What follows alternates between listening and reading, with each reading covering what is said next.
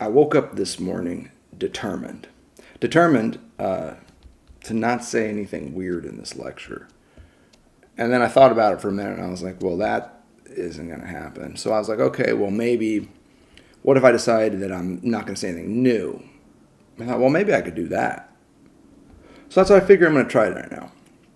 My goal in this lecture is to not say anything new. Everything you're going to hear, I hope, if I do this right, is going to be shit you've heard before.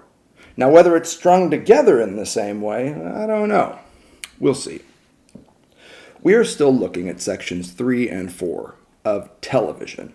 And I want to begin this third lecture by returning to the difference between all those psycho-so-and-sos, as Lacan calls them, and as he indicts them at the start of section 3. The difference between these psycho-so-and-sos and the psychoanalyst in particular. The psychoanalyst qua saint. Remember, which is not what Lacan fancies himself to be. He doesn't even think he's a Lacanian. What we want to start with is zeroing in once more on that distinction between the psycho-so-and-sos Lacan indicts and the psychoanalyst qua saint that he offers as a corrective. Clinically and conceptually speaking, I think the difference, once more, is discursive. Specifically, I think it comes down to how each clinician handles the master's discourse, which is one of the most common ways that neurotics show up for analysis, I would wager, as would-be masters. Let's draw it one more time. The master is the one who says, there is oneness and I am it, to someone else, commanding them to produce something for the master's surplus enjoyment. What the master doesn't realize is that their agency, their ability to speak, sits atop castration, barred subjectivity. And once more, because our theme so far is 1 + 1 = 3, and you've heard me say this once more, and the bottom half of every Lacanian discourse, you will see a 1 + 1 = 3. There is a gap, an irreducible caesura, between barred subject as truth of the master and little a as product, as commodity, as objectification, reification for surplus enjoyment. There's a gap between there. Not a relation, but in fact a non-rapport. That's why we can't say that in the bottom half of the master's discourse you see Lacan's formula for fantasy. Notice I don't say matheme for fantasy. What you see in the graph of desire labeled fantasy is not a matheme. It's a formula, to be sure. A matheme is an algorithmic structure that is built around a certain impasse, a certain non-rapport, a relationship that is not. And that's what you see in the lower half of all Lacanian discourses, is a non-rapport, an irreducible difference between two entities. Here, we see it in the master's discourse. But I wager this is how motherfuckers show up to therapy, whether you're a psycho-so-and-so or a saint. What do non-Lacanians do when the master rolls up on the consulting room? You can call them what you want. Psycho-so-and-so is just fine. I would suggest that non-Lacanian therapists are often good enough to give the master's discourse a twist, but not saintly enough to realize this twist only exacerbates the would-be master's misery by turning them into a capitalist. So when I say give them a twist, you know what I mean when I say give them a twist. It means take the master's discourse in your two hands and let your left hand give it a twist. This is how you produce the discourse of the capitalist. Give it a twist and see what happens. Notice, the left side is inverted, but everything else remains the same. And what's established as a result is a pretty fierce circuit where you go from barred subject to S1 to S2 to little a to barred subject to S1 to S2. It just keeps going. That's the nature of the discourse of the capitalist. And the wager that I'm putting forth here, one I hope you've heard before, is that psycho so-and-sos, when dealing with masters, often give them a twist. But their twist is insufficient because all it does is roll the master into a capitalist. I'm not saying all the time, but I'm saying this is probably something that happens a lot. It's a half twist with one key result, at least for our purposes here. Again, a result you've heard before. In the shift from master to capitalist, addressivity is upended. You see, in the top part of the master's discourse, there is an arrow of addressivity. The master says to the other, there is oneness, and I am it. The capitalist doesn't address anybody. All of their interest is focused on a commodity, a logo, a brand, some signifier of status. That's a much better way to think about this. This is capital in the Bourdieu sense. It could be economic, it could be linguistic, it could be cultural. This S1 is whatever allows you to think you've got your shit together. The capitalist is always looking for that one commodity that will finally seal the deal for them, as it were. The important part here, though, is no longer do we see the analysand asking the analyst to name their disorder, as well as its cure. Now, you've heard me say, the capitalist client shows up with all the names they need, asking simply for a stamp of approval. That's barred S to S1 to S2 to little a in the capitalist discourse. S1 is the name of their disorder, the cure that ChatGPT told them their analyst should effect.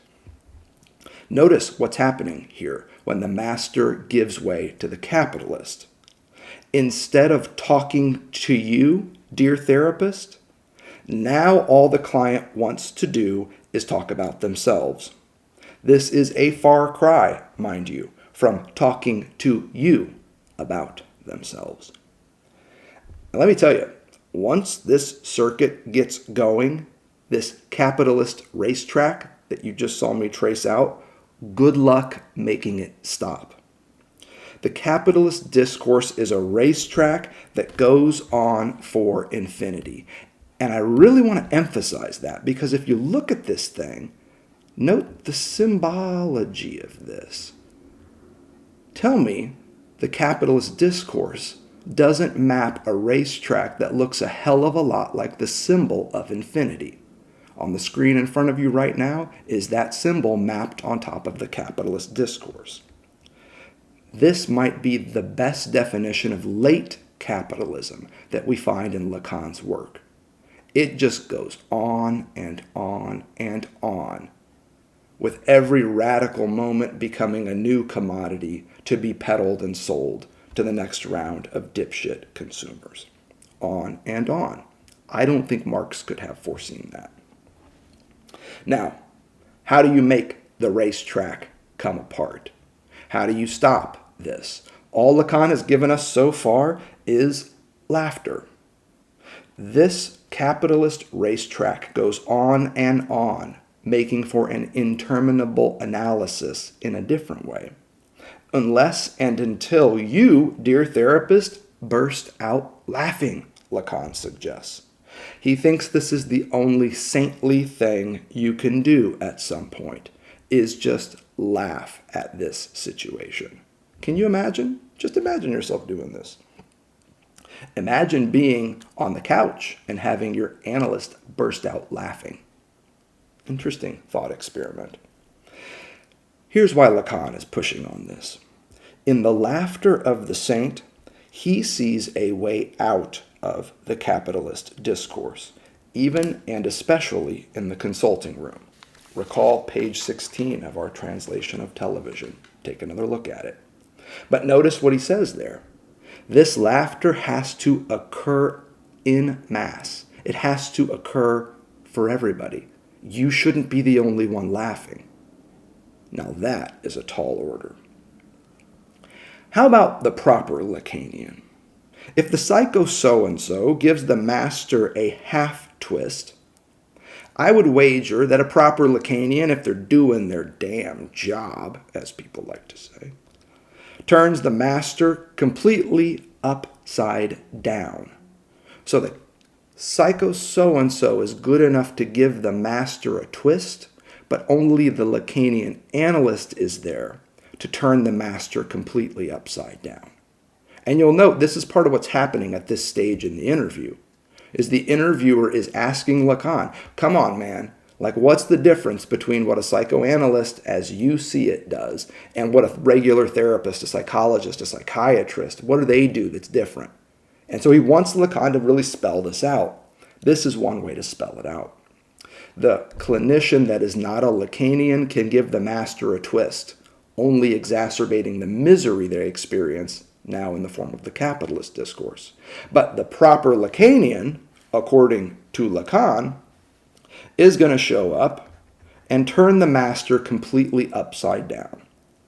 And the way you can draw this, or envision it, is again, think of the master's discourse in your hand, and then just turn it completely upside down. And notice what happens when you turn it completely upside down. You get the discourse of the analyst.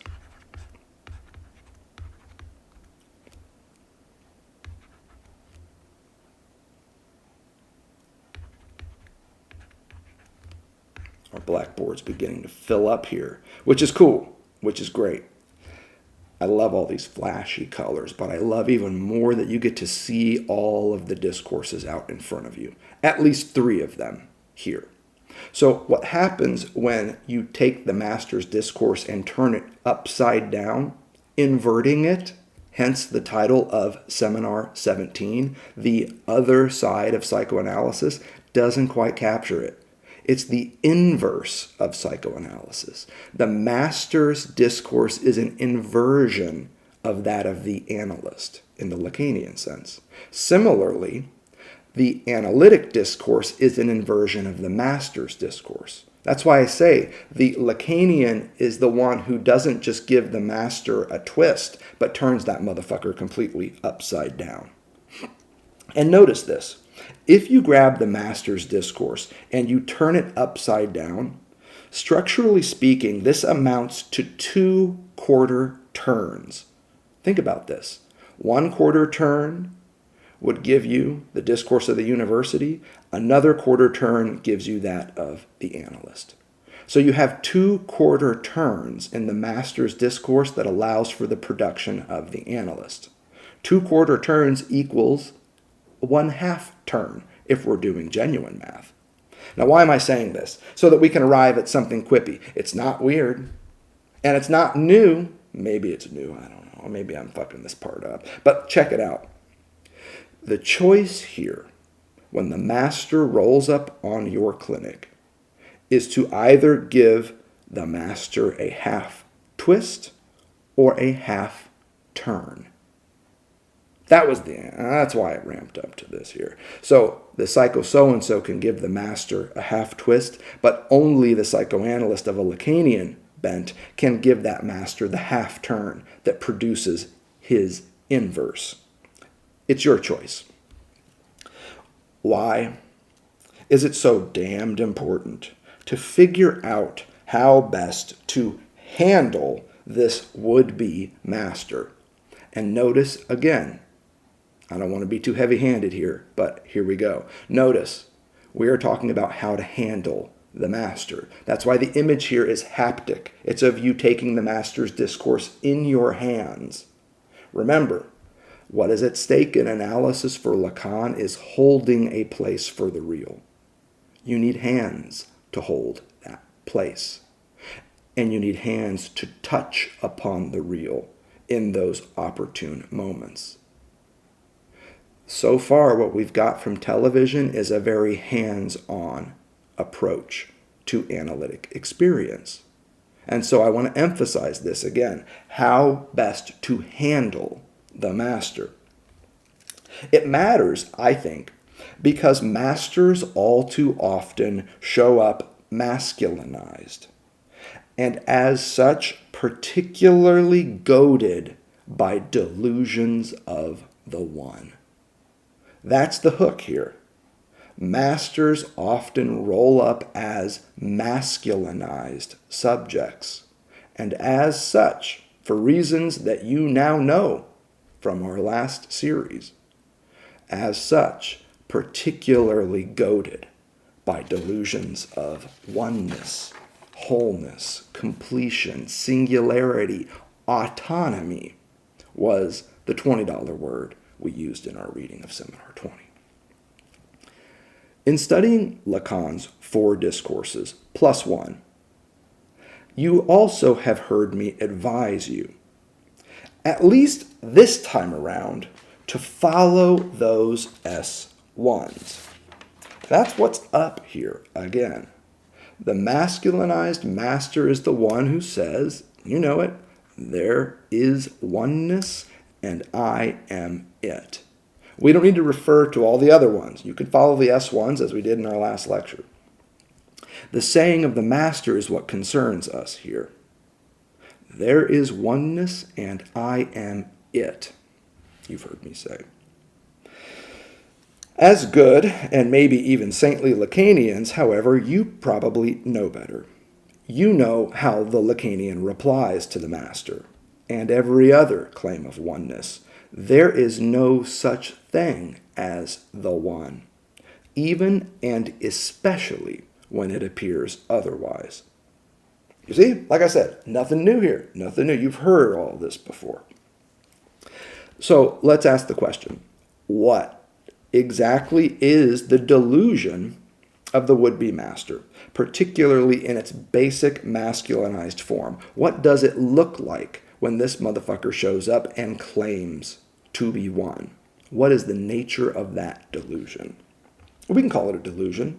You can, if you like fantasy, that's cool too.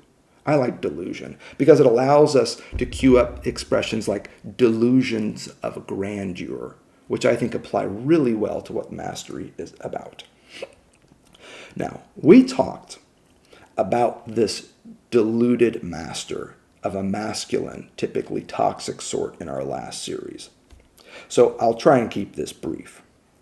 In the masculinized master, we see a delusion of grandeur conditioned by a certain ignorance, specifically a willful, passionate ignorance of his fundamental fantasy.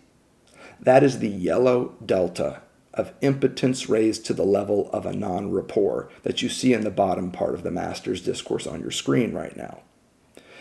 The fundamental fantasy of the master that his barred subjectivity will be absolved by the production of some commodity for surplus enjoyment, some little a, that fantasy is completely oblivious on the master, lost on him.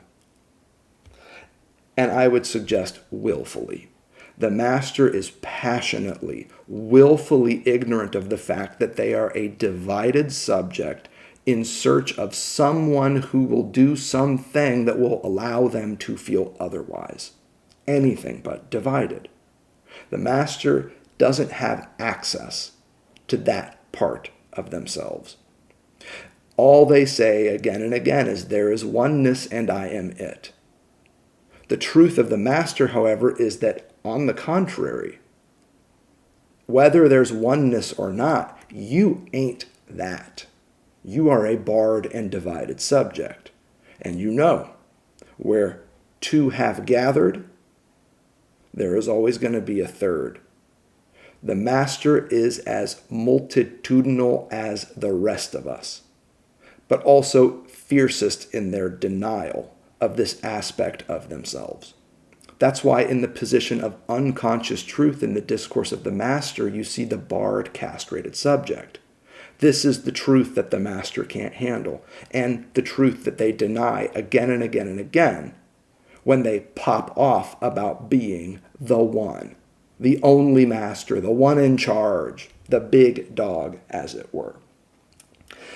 This is premised, I believe, on a passionate, willful ignorance of their fundamental fantasy.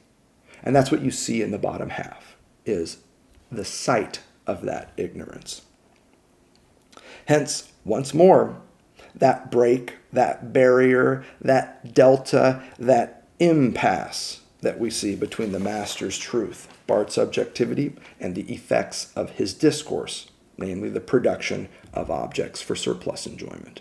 I can't emphasize this enough. And in fact, in each of Lacan's discourses, that is the crucial part. The non-rapport between truth and effect, cause and product, that you see in the lower half of every Lacanian discourse. What matters is that delta in between. So, in the case of the master, instead of seeing the basic formula for fantasy, /s lozenge little a, notice what you see, /s delta little a. Now you know what the /s is in the master's unrecognized fantasy. You just heard me talk it through one more time. What is that little a in this formulation? It's worth asking the question because that little a, as you know, is going through a transformation in Lacan's thought at this point. What's that little a in the discourse of the master? Let me see if I can put a finger on this because it was a hot topic in our last series. If the master is a masculinized master and the other S2 here is their partner, what is the little a that S2 produces at the master's command?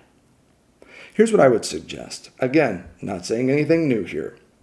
Little a here is the part of the master's partner, be it a stocked fridge, a sewn shirt, a pile of money, or a piece of ass, that the master believes will make him whole. Notice the part-whole logic here. It's one I'm sure you've heard from me before. A partner reduced to a part that the masculinized master believes will allow him to feel whole. So little a here is truly a part object.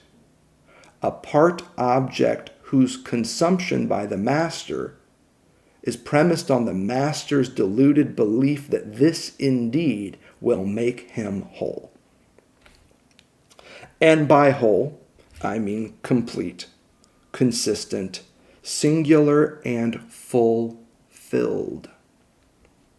Not a lacking, barred subject, but an atomized, read atomized, autonomous one. Again, we've got some fuzzy math here, and I want to draw it in a way that I think helps us illustrate this. So we were talking about this /s delta little a. Now what I want to do is shift to this S1. And I'll use a different color so that you can get a sense of what we're doing here. The 1 + 1 = 1 delusion that we see here looks something like this. 1 + 1 = 1. And for those of you that are just listening, the first one I circled is the barred subject. And when you add to it this other one that I circled in objet A, you can see now the components that go into the production of an S1. This is our third one. 1 + 1 = 1. And notice how I'm working this. I am working the upward vector from truth to agent and the diagonal vector from product to agent. And I'm highlighting them both in green here so that you can see you've got two inputs into the production of that S1 in the master's discourse. And if you're just listening to this, just imagine the master's discourse, follow all the vectors, and notice the master's semblance of agency as S1 has two inputs, one from truth and the other from product. That's how I'm working this. Two inputs. There's a one and another. 1 plus 1. And it results in the production of feelings of oneness, delusional or otherwise, feelings of oneness. So 1 plus 1 equals 1 here maps onto /s plus little a equals S1. That is the math that we're working with here. 1 plus 1 equals 1. And the master's discourse, this is /s plus little a allows for S1. So I'm going to go ahead and indicate that we're pinning this down as I write it on the board here, because things are going to get a little crowded here in a moment. Another way to read, I think here, these dual inputs for S1 in the master's discourse, in other words, /s plus little a produce S1. Nothing new there, nothing that hasn't always been there. I'm just offering some math. 1 plus 1 equals 1. That's part of what you see also happening in the structure of the master's discourse. Now, we'll come to the master's so-called partner in a moment, that S2. But for now, just note the nature of their relationship as the master sees it. Now, you heard me talk about that downward vector in the master's discourse from S2 to little a as the reduction of the partner to some part. So, the master could have a husband or a wife or a girlfriend or a boyfriend or hell, a dog even, you can call it what you want. That creature, that partner, is always being reduced, carved up into parts, little part objects for the master's consumption. It could be a product of work, like cooking something, painting a picture, building a fence, putting something in the bank account. It's some part of the partner's efforts, body, activity that the master gloms onto as a plug for their whole, as it were. We'll come to that in a second, too. But what's the nature then of their relationship? I think it sounds pretty awful, but think about this. What is the relationship between the master, when masculinized, and their partner, who is continuously reduced to parts for the master's consumption? If love, in the profound Lacanian sense, means giving what you don't have, I would say the love of the masculinized master consists in taking what his partner appears to have in hopes of offsetting what he does not. Notice this again. In the profound Lacanian sense, love means giving what you don't have to someone else. Here we see something totally different. Now what we see is a subject taking from something he believes his partner has in order to compensate for something he himself does not. It's not about giving lack, but using someone else, instrumentalizing them for lack's removal. The partner reduced to a part in order to feel whole. This is ultimately a partner reduced to a part that the masculinized master uses to plug their own whole. Whole here without the W. So note this play. I think it's a pretty obvious one, but one that I think is also extremely helpful.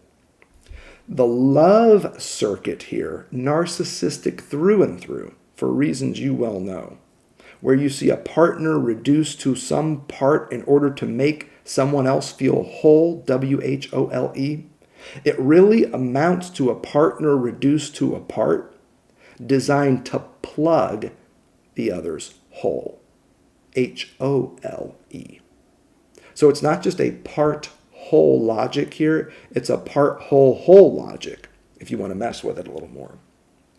I'm harping on this because I do want to drive home the homoeroticism of this relational dynamic.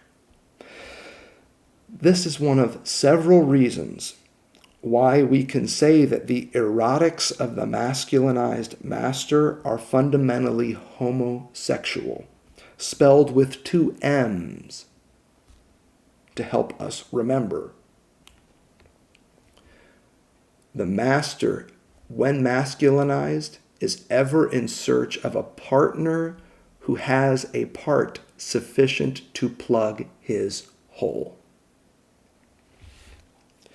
He's always in search of someone to do just this for him, to plug his hole, and thus justify his claims to oneness.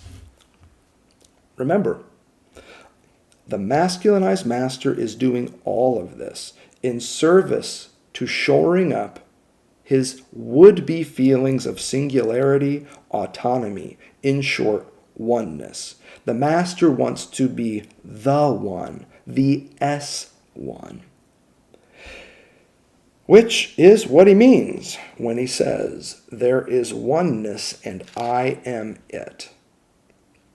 You know, I was thinking the other day, talking with my kid, she's 10, and thinking about, okay, like what are the Lacanian lessons that this kid is ready for? What can we start working through?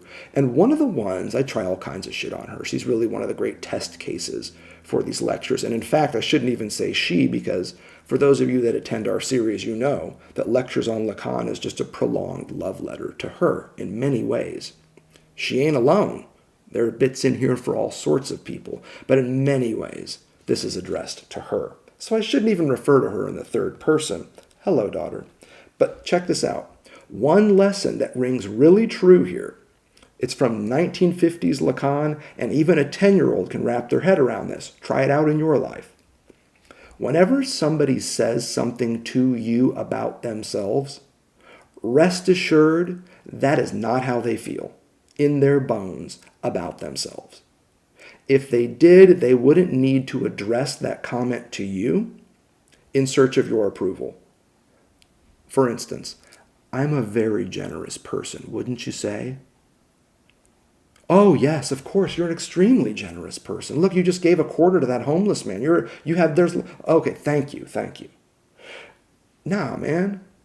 This is what the Bible means when it talks about not letting your left hand know what your right hand is doing and vice versa. You give quarters not to the sound of trumpets, man. Say what you will. The Bible got that shit figured out. Lacan also has it dialed in. And I think this is a really terrific insight. The master shows up and says, there is oneness and I am it. He has to proclaim that, because deep in his bones, he knows that shit ain't the truth. Which is why in the position of truth, in the discourse of the master, you see castration. Not oneness, but multiplicity. Not an S1, but a slashed S, a divided S.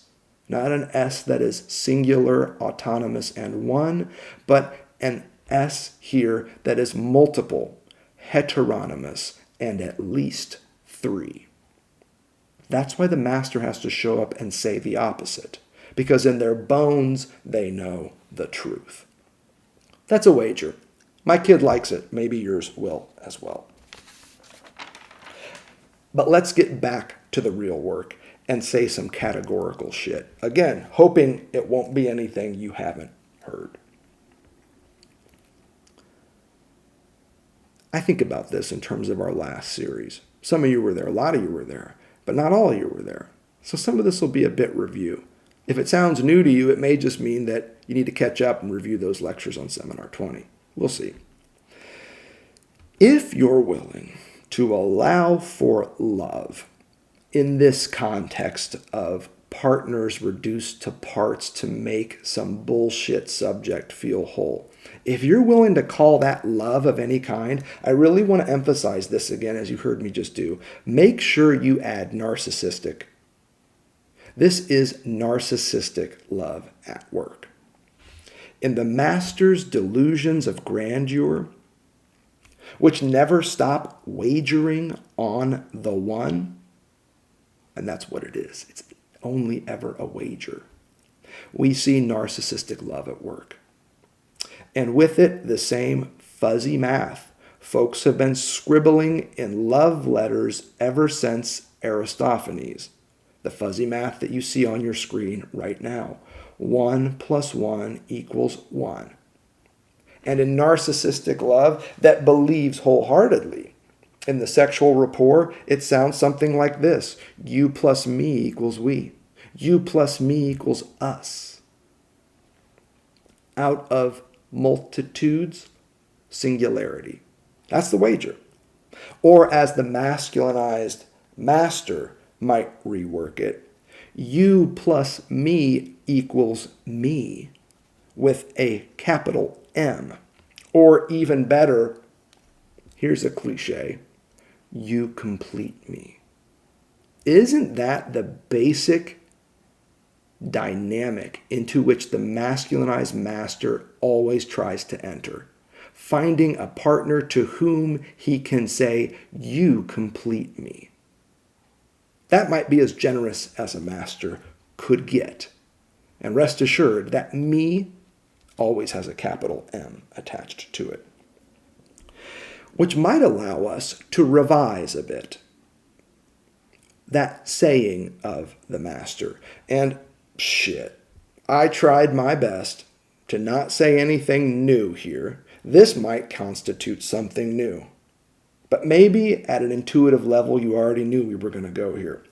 Up to this point, I've said that when you listen to the S1 in the master's discourse, you hear it saying the same thing over and over again to the S2, to the partner.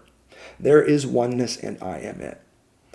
I think, though, that around the holidays, your masculinized masters might say something a little more generous, and it might sound something like this. There is oneness, and thanks to you, I am it.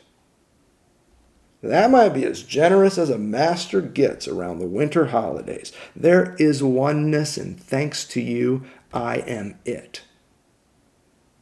I love that you complete me, the master might as well say. Indeed, so saith the master. And so much the worse, if you think about it, for his parted out partner. And by parted out, let me just be clear. I mean feminized. Remember the maxim of sexuation, another saying of sorts from our series on Seminar 20. Nothing new here. Men are taught to have what women are taught to be. So notice, the logic here is a Lacanian one. It's not about being and appearing. It's about being versus having. Men are taught to have what women are taught to be. And let's just hammer this point one more time. I'm not talking about what's behind your swimsuit. This is not anatomical. It doesn't fucking matter whether you have a penis or a vulva or neither. It doesn't matter. These are positions that any body can occupy. These are modes of enjoyment. I know straight women who enjoy as masculinized men. And I know gay men who enjoy as feminized women. So notice this. Masculinity and femininity for Lacan are subject positions. They're positionalities, and they're fundamentally modes of enjoyment. That's all they're ever about. It's about how you enjoy. Men are masculinized, taught from a very early age that they are nothing without having her parts. You see where we're going with this? And women are socialized at a very young age to be these parts for masculine erotic approval. That's the logic of sexuation in a nutshell that Lacan is working with here. So let's see if we can keep this on the ground.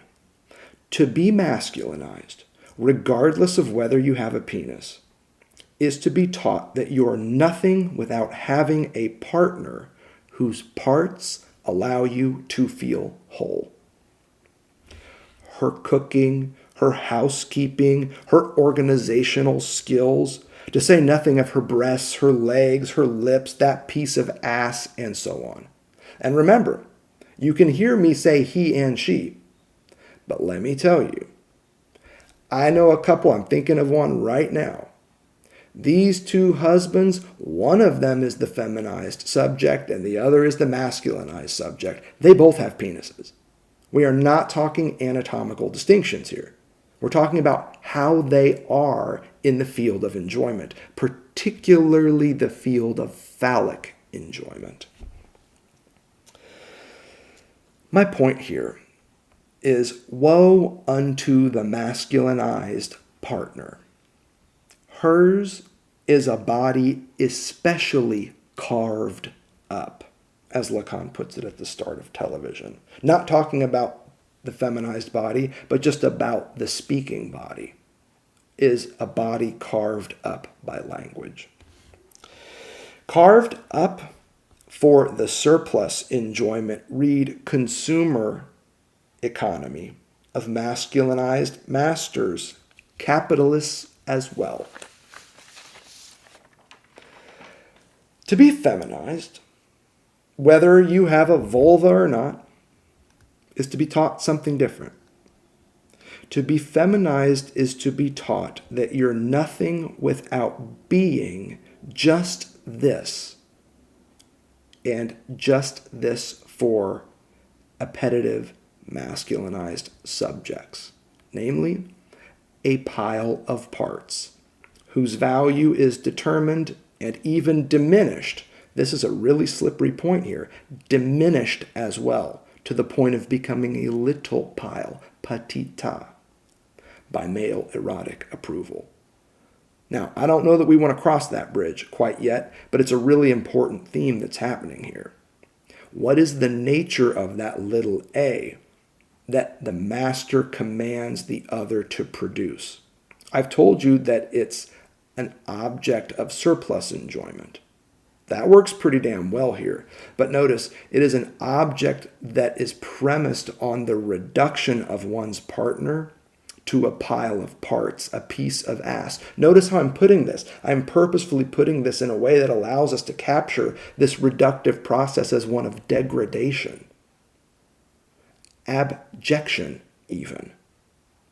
I don't know that we're ready to quite cross that conceptual bridge yet, but it's obviously here. This is what it means to objectify somebody. You don't just turn them into a shiny object. You also turn them into a piece of shit.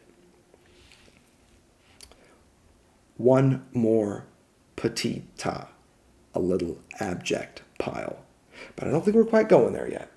Here's what we got so far. To be masculinized is to be taught that you're nothing without having a partner, willing and able to reduce themselves to parts to allow you to feel whole. And to be feminized is to be taught that you're nothing without being able and willing to do just this. Reduce yourself to a pile of parts for appetitive masculine subjects. A pile of parts whose value, note this, is determined and ever diminished by this appetitive masculine subject. But note, and this is the key part, not all of the feminized subject and not all of her attendant enjoyment can be reduced to a part object or an abject pile for masculine surplus enjoyment. Some of her world can, but not all of it. Some, but not all, of the feminine subject can be objectified, commodified for misogynist consumer economies. Some, but not all. Hence, once more, the formulas of sexuation that Lacan assigns to femininity. Some, but not all, of her enjoyment is governed by the phallic function. You've heard me say about 1,000,000 times at this point. We've been over all this. Indeed, it's arguably the central theme in our last series on Seminar 20. So why am I fucking with it here? In a lecture on sections 3 and 4 of television, where Lacan has yet to even mention sexuation, much less feminine enjoyment. Because in her Some But Not All, I think we discover another 1 + 1 = 3. A sum plus a not all, between which we find another impasse, another non-rapport, another point of access to the real. And it's one which I believe is uniquely suited for the treatment of neurotics steeped in delusions of masculine mastery. And this, my friends, is the hook. You've heard this one from me before, but it does bear mention again, especially in this context. What exactly is the difference between a masculine subject and a feminine subject? It's really quite simple.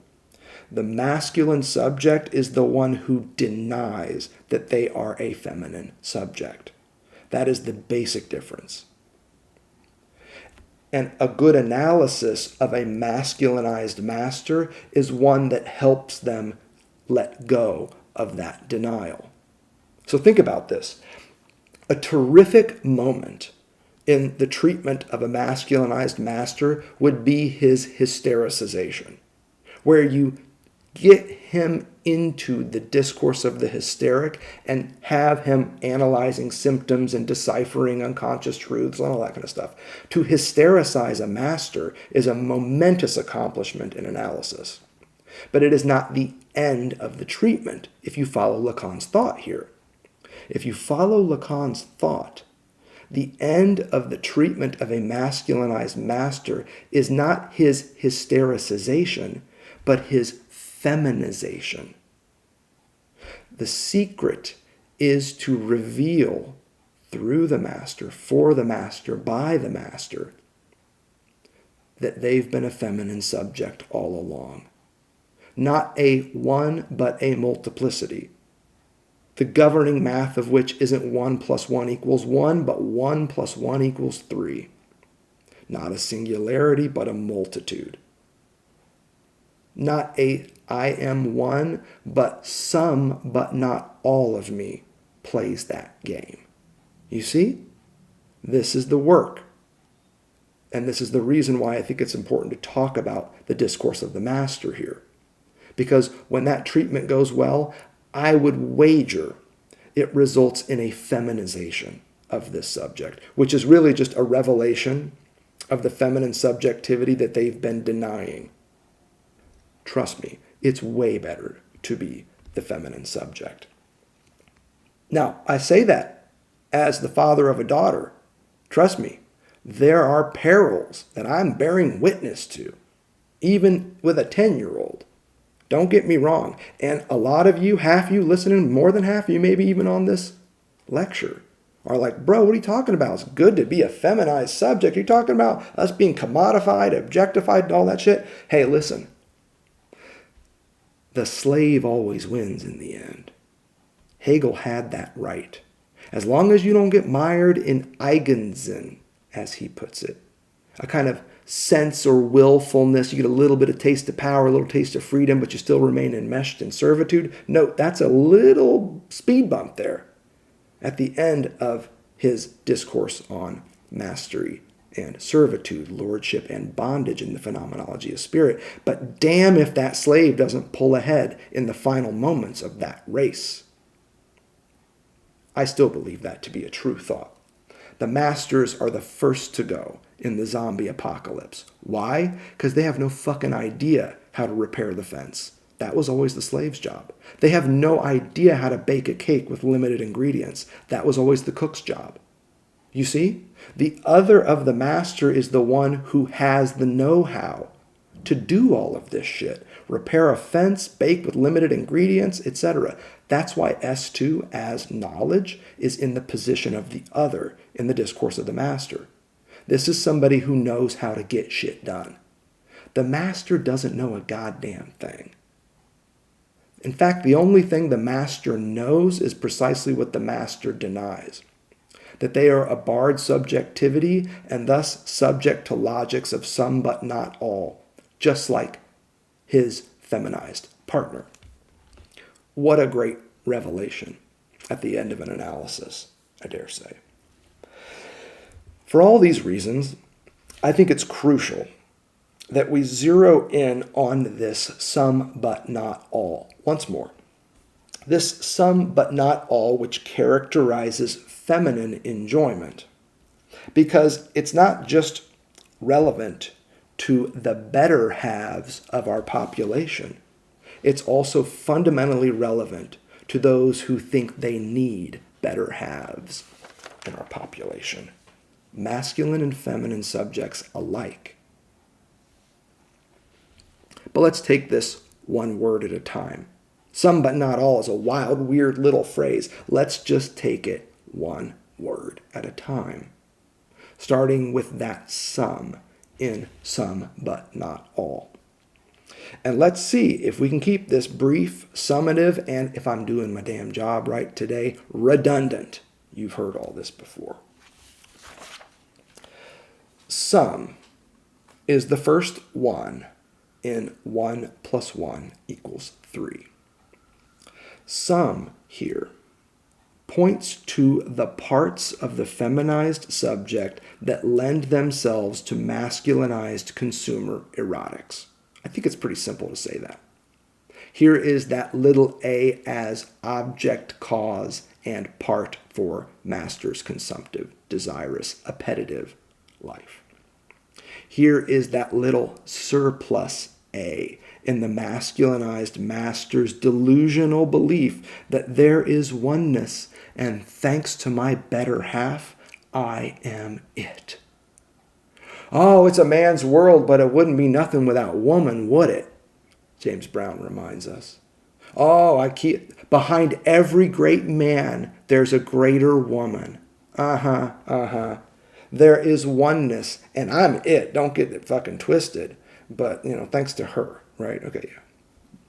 A backhanded compliment, if ever there was one, sometimes literally. Namely, what we're talking about here is that /s plus little a that constitute the S1. Here is that little a. This is the sum. That first one in our 1 + 1 = 3 in this case, but unfortunately also it's one of the ones in the master's belief that 1 + 1 = 1. You can see it on your screen right now. Now, you can tell I'm rushing through this one because I'm jonesing to get to the next big element in this phrase, some but not all. Because there is more to her than this bit part that she is commanded to play in the masculinized master's delusion of grandeur. Hence the but in but not all. And note here, my friends, the slip between that piece of ass, namely B-U-T-T, and the B-U singular T that we're talking about here. This ain't that but. This is a different but. Hence the but here in some but not all. What does this but signify? We know what her but signifies, but what about this but in her operational logic? This but in some but not all signals a differential relation. Yeah, you knew it, right? An irreducible division or gap or barrier between the parts of her that are governed by the phallic function and thus lend themselves to masculine consumption, and the rest of her. All those other parts, read othered parts, which are not so governed, and which do not lend themselves to such objectification, commodification, consumption, annihilation, and the like. Now, were we to draw this, and I think we can. In fact, what we'll do is we'll just save this board work that you have here and we'll get back to the work that we're doing here, if we can. Because what I want to do now is draw a little diagram that can help us think through this. It's a diagram that I'm sure you've seen before. So the first circle that I'm going to draw is going to be that of phallic enjoyment. Here's the phallic field. I'm going to do this quick and dirty, so bear with me. In this field, we have another, wholly contained. This is the masculine field. You've seen this before in our last series. I'm throwing it up here just so that we can have a look at this thing, so that you can see how that some but not all figures into the subjectivity of the feminine. This yellow circle that I'm drawing is the feminine subject. And notice, some of her appears in the phallic field, but not all of it does.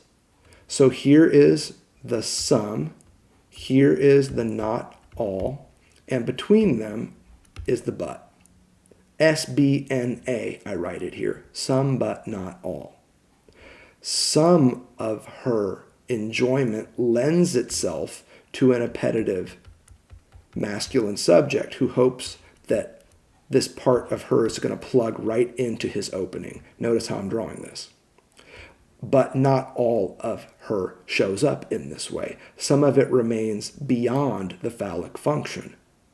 This is the nature of the feminine subject. Some, but not all, lands in the gyre of masculine appetitive behavior. I think this is important here. This but signals a differential relation, here marked by the green line. It's an irreducible division or gap or barrier between the parts of her that are governed by the phallic function and thus show up in the green circle on your screen, and the rest of her, all those other parts which are not so governed. These are the parts of the yellow circle that exceed the green one. These are the parts of feminine enjoyment which do not lend themselves to objectification, commodification, consumption, annihilation, and the like by masculinized masters or capitalists or anywhere else. This is why in Seminar 20 Lacan turns to the mystics, because they can't explain what they've gone through, but they know they've gone through something. They have access to a field of experience that they know they have access to, but lack any ability to commodify or objectify or term out for someone else's surplus enjoyment. That's the nature of the mystic. Lacan doesn't think he's a saint, but he does fancy himself a mystic. And he says as much in Seminar 20. Right up there with St. John of the Cross is St. Jacques of the Cross. He all but says. If you want to locate this but, I would again encourage you to think about that green line that bisects the yellow circle. If you wanted to locate it, though, in our 1 + 1 = 3, I would say it's the plus sign. 1 + 1 = 3 is like writing some but not all.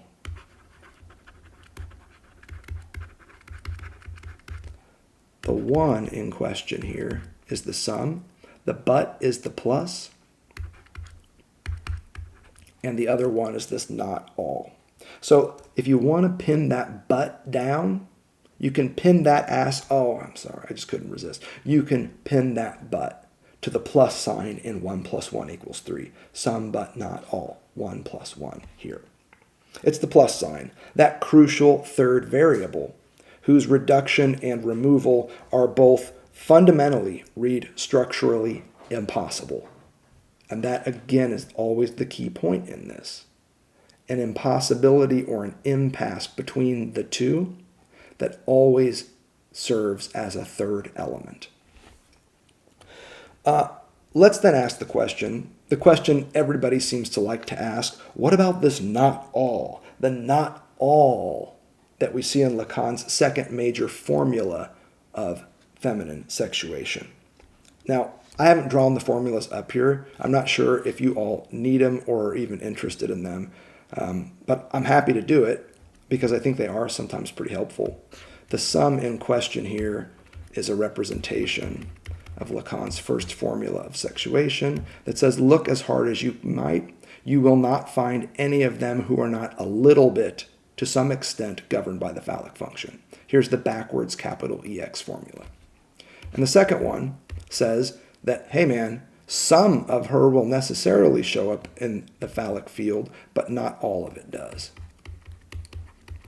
And that's why the second formula has the upside down AX with a line over the top. Not all feminine enjoyment is governed by the phallic function. So notice, I'm not using the fancy $20 formulas here, but we are talking them through. I think it's easier. You don't actually need the formulas to do this work. They look good, they're fun as hell, but rest assured, some but not all captures this. What we are asking about, though, notice, is neither the sum that represents the backwards EX formula or the not all that represents the upside down capital AX formula. We're asking about the third element between them, the differential relation between these two formulas that we are here representing as the sum but not all. The plus sign, what is up with the but here? But nevertheless, because it's important to round these things out, especially when you're talking of buts, you see, I can't help it. I told you I wasn't going to try and say something weird today, too. I've already crossed that line. But listen, this not all deserves some mention here. I hate to do it, but it has to happen. There are two basic ways to read the not all that we are using to represent the capital upside down AX formula of sexuation of the feminine sort. There are two ways, at least for our purposes. First and foremost, you can read this not all as the other one in our 1 + 1 = 3. That's pretty straightforward. I think you can see that at this point. Some but not all, 1 + 1. The second one is that not all. But here's the thing. This only gets you so far. Only so far as the limit or just beyond of phallic enjoyment. And I think that's the crucial part here. If you focus on the not all, you can understand a bit about the limit and a bit just beyond that of phallic enjoyment. But that's not really a big insight. It's worthwhile, though, because here in the not all, you get your other jouissance, as Lacan is referring to it in the early 1970s, your so-called feminine enjoyment, as commentators like to describe it, all of which we've discussed at length. So you can refer to our series on 20, and before it, I think we started talking about that stuff around seminar 18, so it's really forward from there. Recall, though, what we also have done with that not all, particularly in our last series. In and beyond the phallic field, women are not whole. Pay attention. This is the important part in all of this. They are neither 100% governed by the phallic function, but notice, nor are they 100% beyond its reach. That is the crucial part about feminine subjectivity. Feminine subjectivity is neither 100% governed by the phallic function. That's how masculine subjects are. They are 100% governed by the phallic function. That's why on your screen, the half moon, the crescent moon, the cookie with a bite out of it that I labeled M for masculinity, it is 100% contained in the phallic field, in that green circle. Men are 100% governed by the phallic function. Women are not 100% governed by the phallic function, but nor are they 0% governed by the phallic function. They are somewhere in between. They're not 100% in it, and they're not 100% beyond it. To be feminized is to have 1 foot in the phallic field, 1 foot outside it, and to never have both foot in either camps. That last part is the crucial part. It's not just that the feminized subject has 1 foot in the phallic field and 1 foot beyond it. It's that she never has both feet in either arena.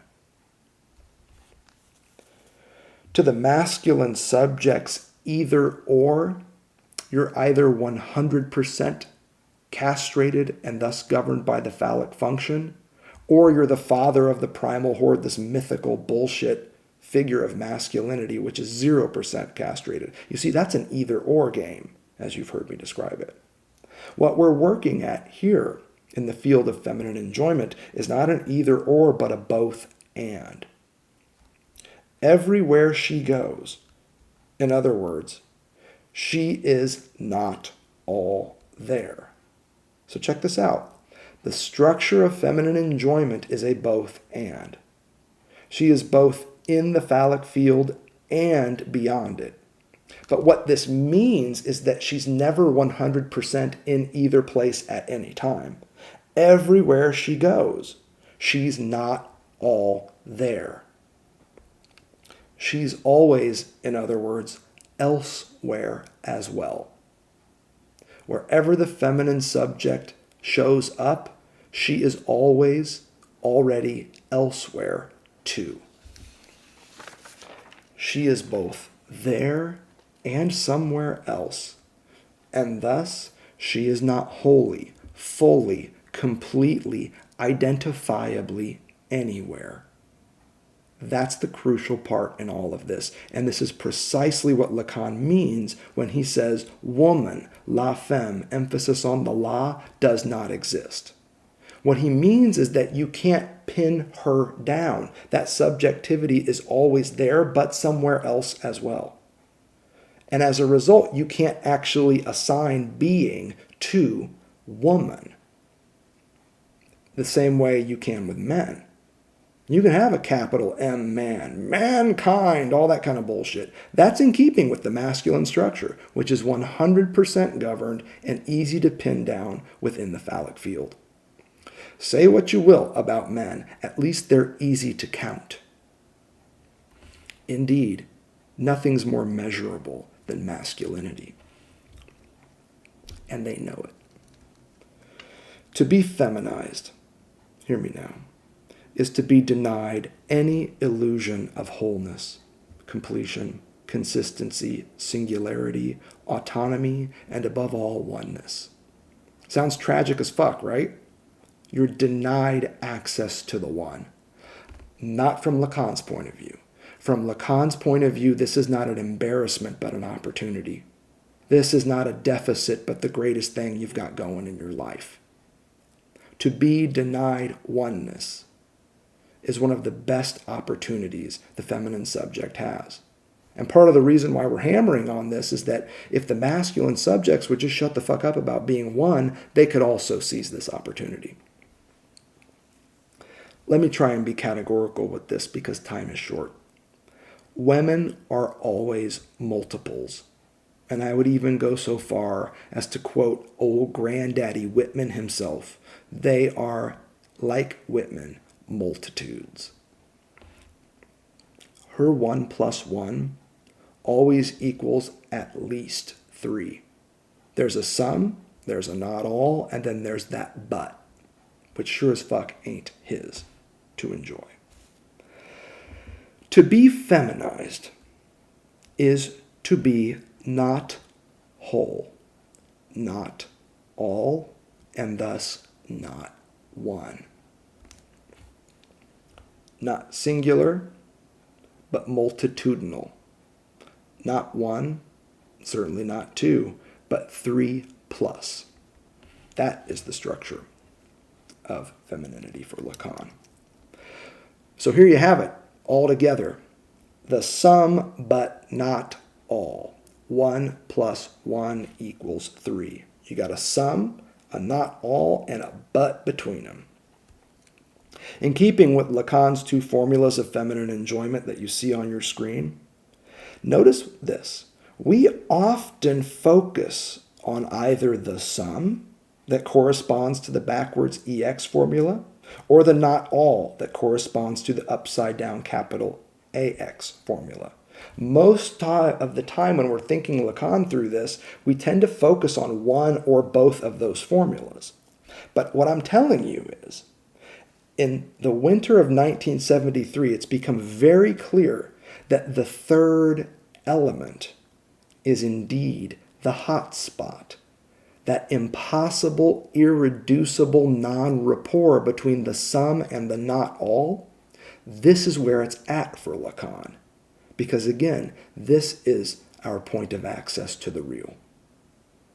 This is the threshold that we have in approaching the real. The key variable in this saying some but not all, in other words, is not the some and the not all, but that but. It's the third element here, the differential relation between some and not all, between Lacan's first and second formulas of feminine enjoyment. This is what calls our attention. This is what we're talking about so far in this series on television. Why?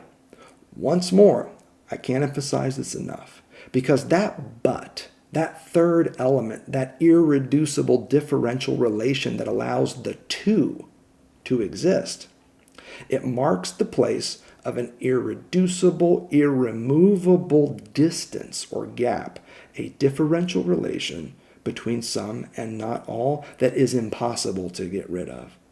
And this impossibility, once more, allows us to touch on the real. Now, conceptually speaking, I'm asking you to add feminine enjoyment to the list of 1 + 1 = 3 constructs that we've worked up so far. There's truth, love, language, the unconscious, and now I'm just saying add feminine enjoyment. It's also a 1 + 1 = 3 structure. All of them, whether we're talking about truth, love, language, the unconscious, or femininity, all are fields of human experience shot through with unclosable gaps, irreducible differences, impasses, and impossibilities galore. Each of which, I'm telling you, functions as a point of access to the real. But each of which also remains ever vulnerable to illusions of wholeness, mirages of completion, delusions of oneness. That's the slippery part of all this. It's very, very easy to lose sight of that irreducible difference in our constant quest for a rapport. When it comes to truth, love, language use, the unconscious, and feminine enjoyment, I'm saying we're always vulnerable to fundamental fantasies of wholeness, oneness, completion, consistency, you name it. We are vulnerable as hell, especially when we're in these fields of truth, love, language, analysis, and enjoyment.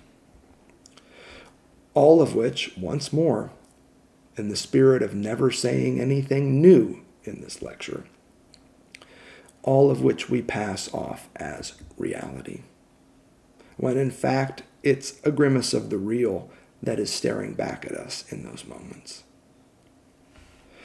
Which brings us to the clinical side of things. You know conceptually what I'm asking of you. Clinically, though, what does this amount to? In III-IVb, we learned that the proper, indeed ultimate function of the Lacanian analyst is to hold a place for the real, but just until something better comes along. And to hold a place for the real in analytic experience, you've heard me say, is to become a figure of abjection, a little pile, patita, of refuse of surplus enjoyment, in and through which the analysand can discover that this is all they've ever been. A jar upon a hill in Tennessee. Analyst, be thy wilderness, thy slovenly wilderness, no longer wild as it rises up around thee, inviting thou to give of bird and bush alike. What a bunch of garbage I hear you say. Precisely, the analyst in you replies, adding captions at long last to the arrow of addressivity from little a to slashed s in the analytic discourse. Precisely. This, if you ask me, is exactly what it means to turn the master upside down, effectively inverting his discourse. What knew no relation in the master's discourse is now linked by speech in that of the analyst. Barred subject meet abject little a, this inversion shows us. And don't just meet each other, but let your disturbances be mutual and multitudinal. Otherwise, Augustine's city of God will be as far as you ever get, motherfucker, leaving Christine de Pizan's preferable city of ladies just beyond your reach. Now we know why history endowed the former with sainthood. Saint Augustine, he died. But I hope at this point we're beginning to see why the latter, my friend Christine de Pizan, and all who follow in her wake will indeed have the final laugh. And almost certainly, if we do this right, in Mass. So much for not saying anything weird in the midst of all this.